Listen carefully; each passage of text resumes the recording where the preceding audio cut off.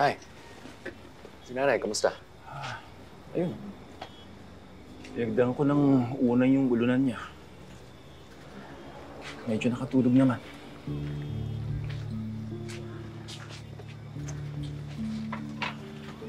Alam mo, Lex, nag-aalala talaga ako sa sitwasyon ng nanay mo. Tumitindi yung panginginig ng kamay niya. Tapos nahihirapan na siya tumayo mag-isa.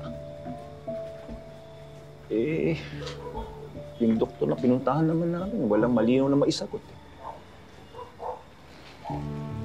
Halin na lang natin siya sa ibang ospital. Kaya pa ba natin? Oo naman, tay. May unting ipon pa naman ako eh. Kaya ba? Kakayanin, tay.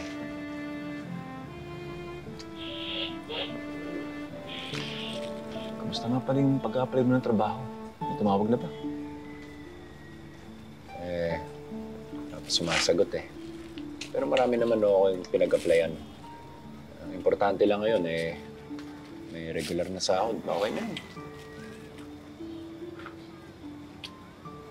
Nak, maraming salamat sa lahat ng ginagawa mo sa pamilya natin.